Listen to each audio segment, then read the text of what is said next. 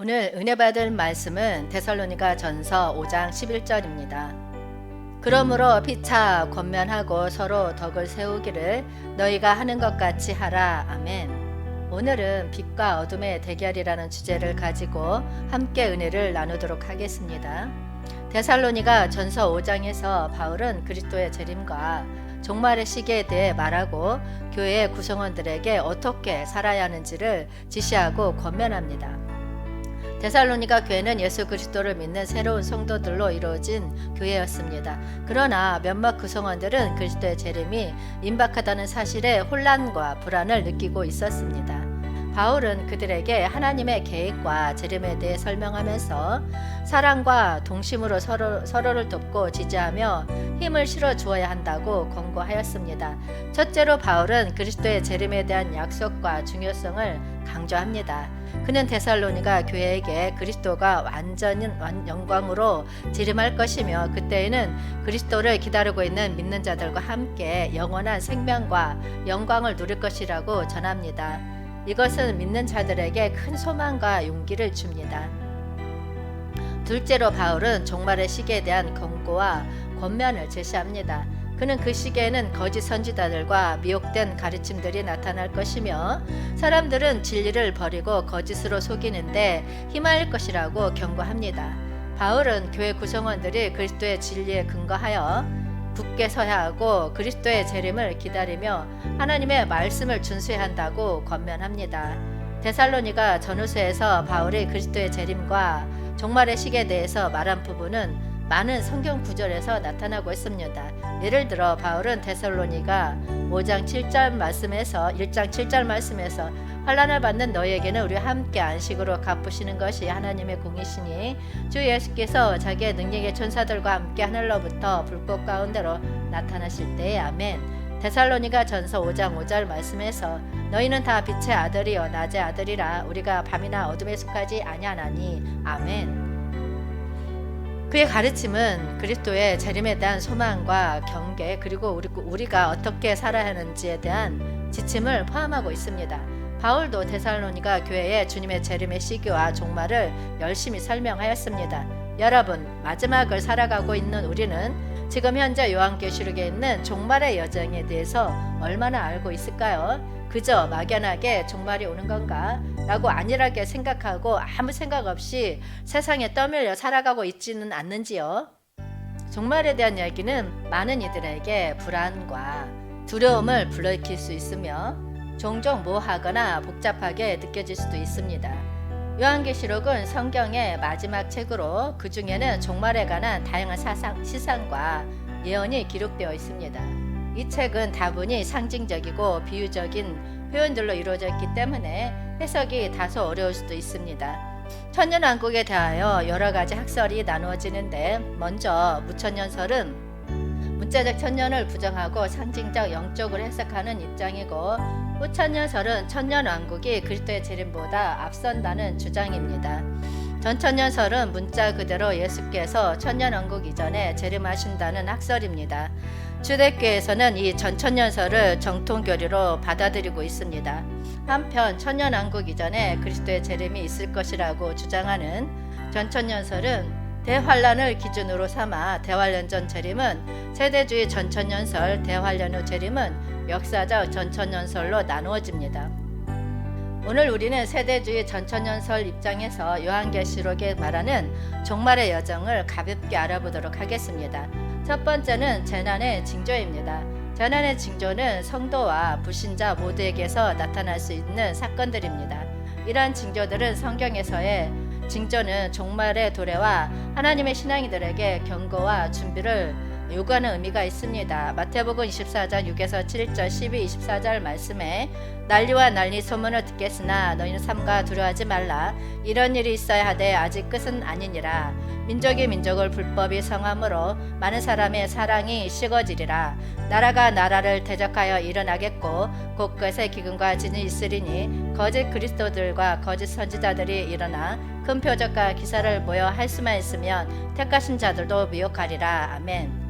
마가복음 13장 13절 교회에 대한 박해를 말씀하십니다. 또 너희가 내 이름을 말미암아 모든 사람에게 미움을 받을 것이나 끝까지 견디는 자는 구원을 받으리라. 아멘. 이러한 구절들은 종말 시대에 나타날 징조들을 설명하고 있으며 성도들에게 경고와 주의를 준비하도록 경고하고 있습니다. 두 번째 여정은 첫째 부활과 이기는 자의 휴거입니다. 종말의 징조가 있으면서 주 안에서 죽은 모든 자가 첫째 부활을 하고 각 교회 이기는 자 성도는 공중재림 휴거를 하게 됩니다.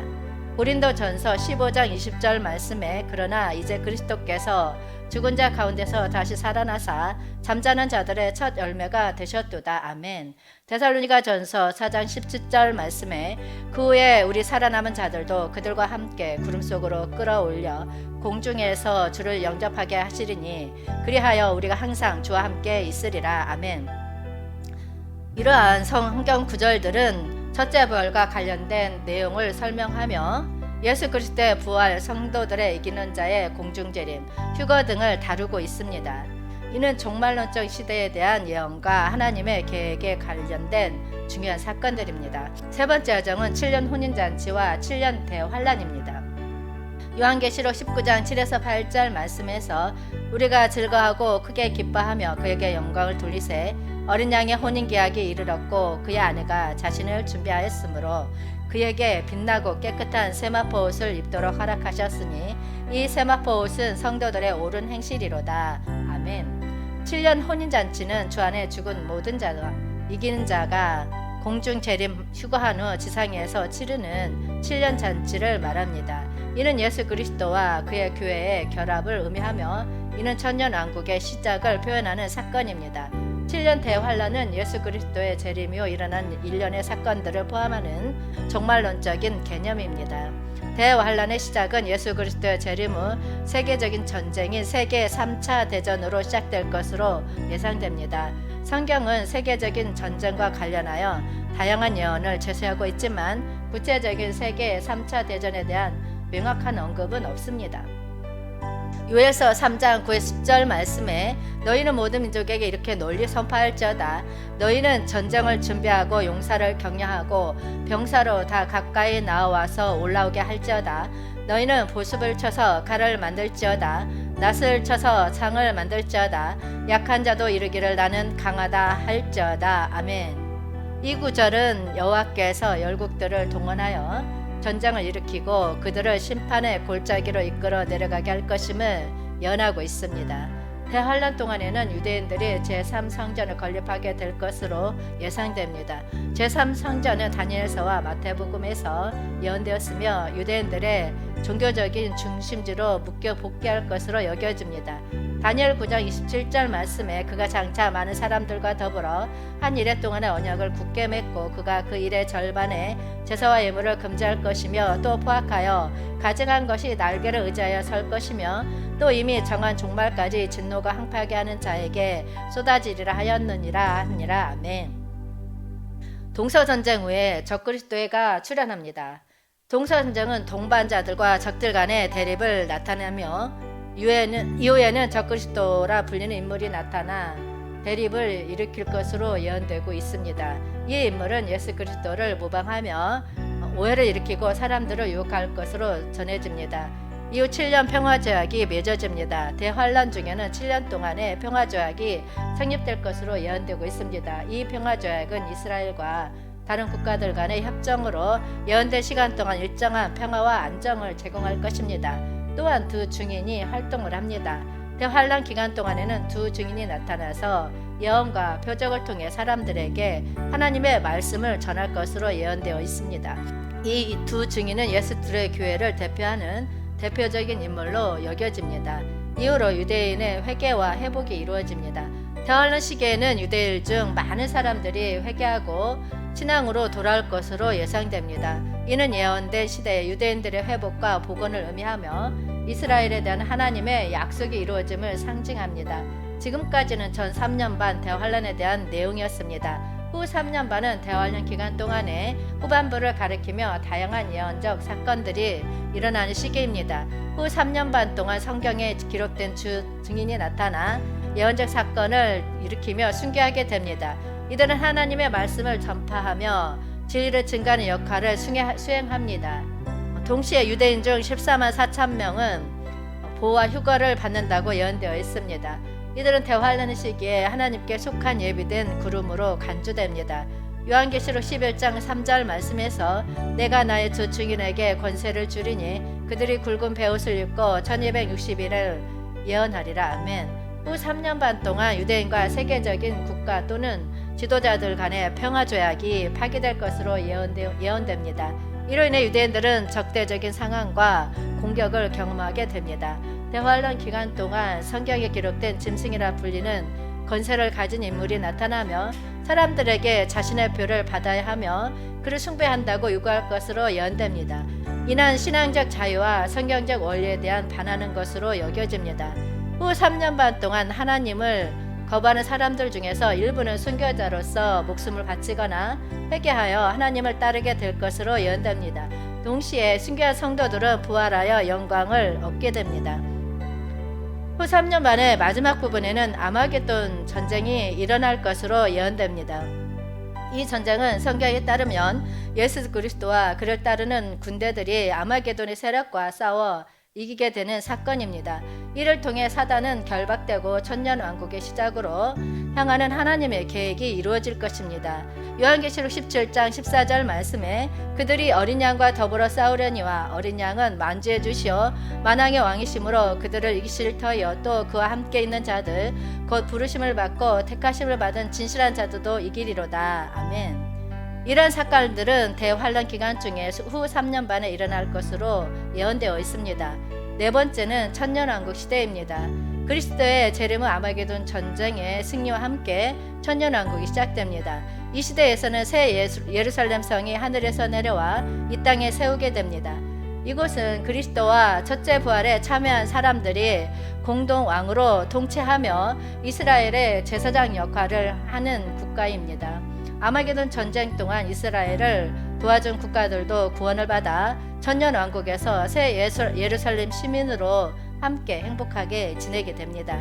요한계시록 22장 10절 말씀에서 새 예루살렘이 내려온다고 합니다.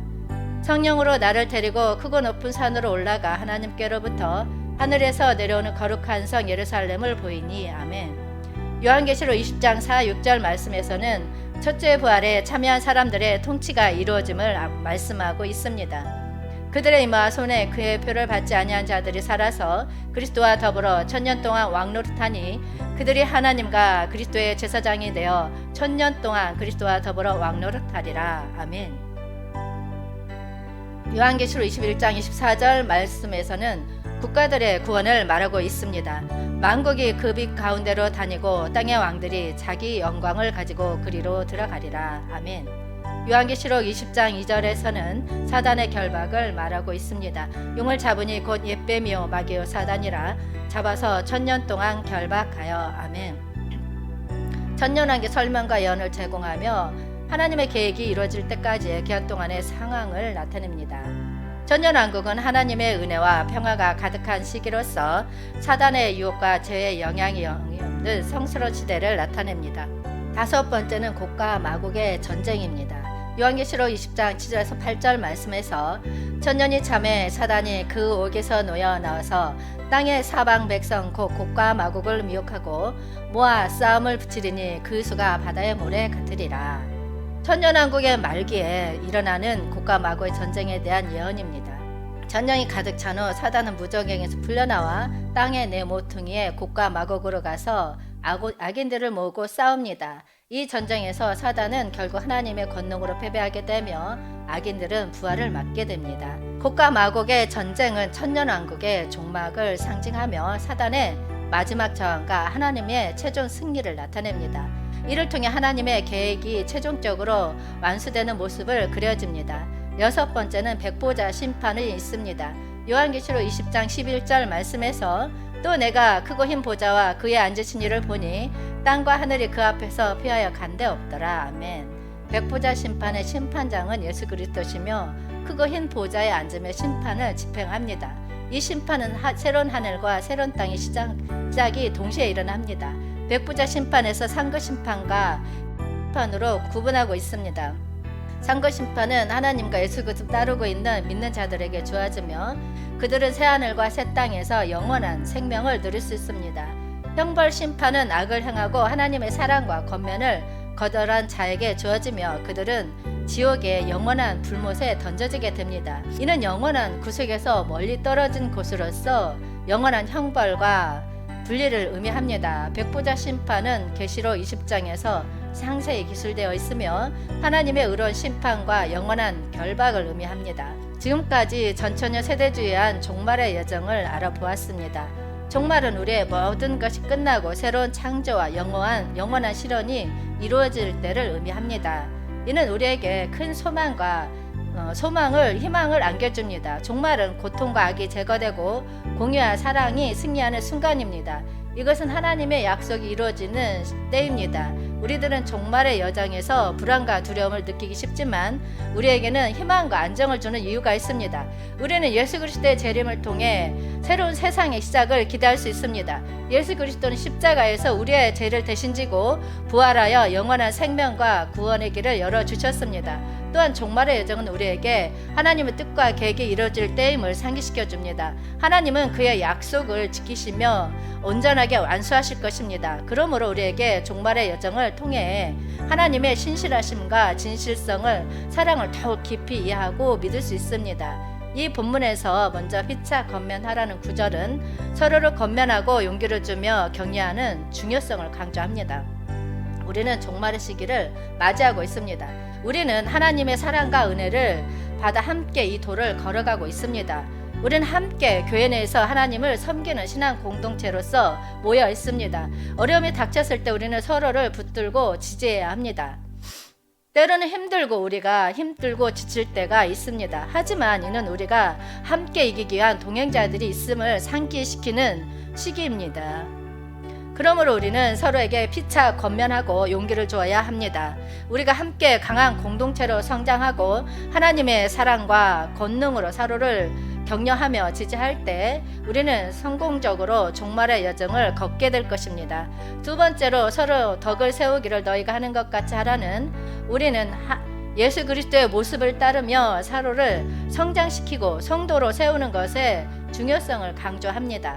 우리는 함께 종말의 여정을 걷고 있습니다. 이 도정에서 우리는 서로를 도우며 성장시키는데 큰 가치를 두어야 합니다. 서로 덕을 세우기를 너희가 하는 것 같이 하라는 우리가 서로를 향한 사랑과 배려를 통해 서로를 성장시킴으로 예수 그리스도의 모습을 보여주어야 함을 강조하는 말씀입니다. 우리는 종말의 시기를 살아가면서 예수 그리스도를 보여주는 사랑과 봉사를 제공해야 합니다. 우리가 서로를 성장시키고 성도로 세우는 덕을 쌓는 것은 중요한 임무입니다. 우리의 행동과 언행을 통해 하나님의 영광을 나타내며 다른 사람들의 예수 그리스도의 사랑과 진리를 볼 수 있도록 해야 합니다. 여러분, 이러한 권면과 가르침은 우리의 일상적인 삶에서 적용할 수 있는 중요한 원칙입니다. 우리는 서로를 돌보고 격려하며 함께 성장하고 성도로 세우는 데 주안점을 두어야 합니다. 이를 통해 우리는 하나님의 나라를 건축하고 예수 그리스도의 사랑을 세상에 전파할 수 있는 참된 삶을 살아갈 수 있습니다.